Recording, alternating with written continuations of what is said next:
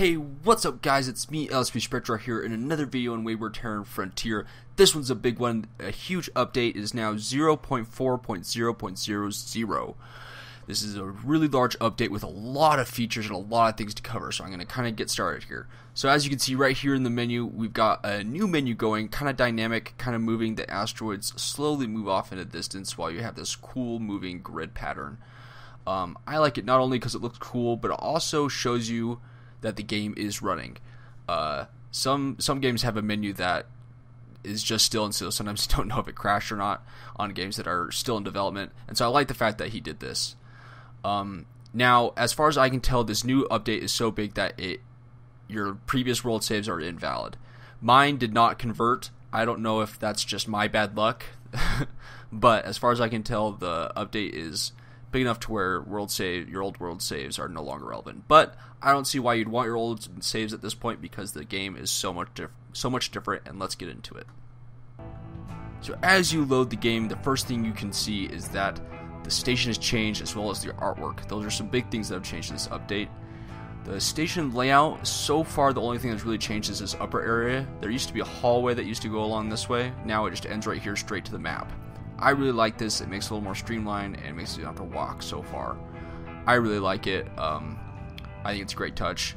One of the big updates to interior are these little lights matter. As you can see, when I go into it, I am illuminated, and it is obviously making these hallways darker. But you move over to here, and the hallways are light because there's so many lights along this area.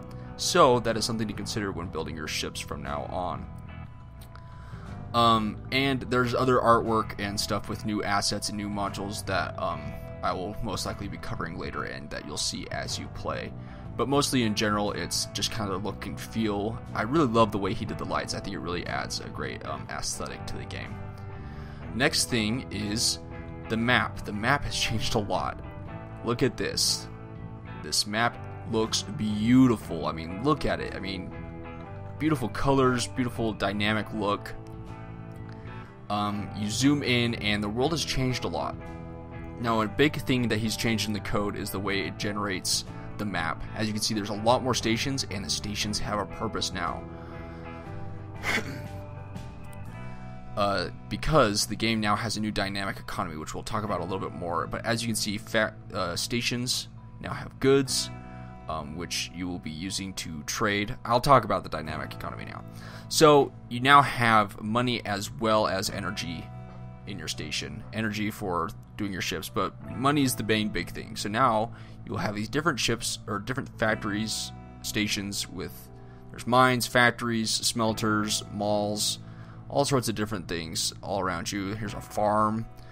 And you'll buy things depending on what you need, so you can do trading. So you can buy something somewhere and find somewhere that needs it and trade for a higher price, essentially making you a tradesman, however you want to call it. But either way, that's a nifty new way to make money. Now, all the ships are not just random NPCs anymore. They have a purpose. Some of them are traveling with goods, some of them are escorting. So you can either be a pirate, depending on what you want to do, and I'll obviously dive into all this a lot more in the future. Another thing to mention is that abandoned stations that you used to see a lot are a lot more rare, and when you find them, they'll have a lot more goods in them. Less upgrades and stuff, but more resources that you can trade to make yourself a lot of money, is the kind of big gist of things. Now, I'm going to spawn a ship, and we'll talk, and I'll go around fighting a little bit while I talk about some more of the stuff that has been put in this update.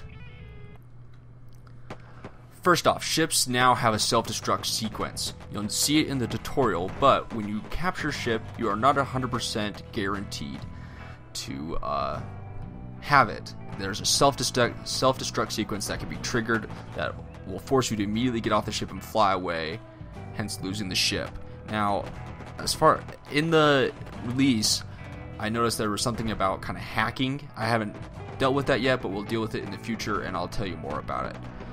Next, all the new stations kind of have new interiors. Their layout has been changed, so all the old stations you kind of saw will most likely be different. Turrets and reactors in the game, they've all gone through a balancing phase. So the developer's gone through and balanced it so that damage and energy output is a little more balanced in the game the way he likes it. Another thing, Smarter NPCs. All the NPCs are smarter. I kind of talked about it a little bit, but they don't just wander. They have paths. They're trading. They're actually influencing the economy. Just no longer do we have to deal with completely stupid NPCs. Obviously, they're probably not perfect yet because the game's still in development, but they're much better. There's more music in the game. The music is a little more dynamic. Apparently, each, I guess you could call it biome or area where there's different asteroids in the galaxy, has 2 tracks now instead of just one that loops. So a little bit refresher on the music, which is always nice. Another thing, tooltips have been made more accurate, as well as things that show you statistics about ships and all that stuff. Everything's a little more accurate. Now, this is a very broad detail of things he's added. He's added a lot more things that I didn't feel like were necessarily needed to be put into this, but you can go read his patch notes on his website and on the Steam page that talks about it. Mostly everything is just completely different. Getting blueprints, I didn't even talk about this one. Getting blueprints, you buy them, is the more convenient way to get it now. It's not just capturing a ship and finding a random blueprint. You're capturing ships to get money, possibly. I mean, you can still get blueprints and stuff from capturing ships, I'm sure, as from what I can tell as of now. But that's kind of the gist of how things are going. And honestly, I think all these changes are great. I'm super excited to dive into them. Obviously, it's going to take me a while to cover all the new things that have been added in this game. But if there's a specific feature you want to see sooner than later, please leave it in the comment section below. I'd love to do things that you guys want to see first.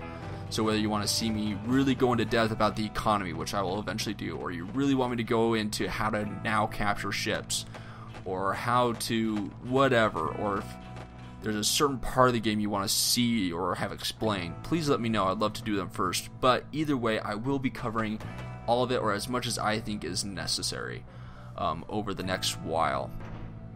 I hope you enjoyed this video and found it useful.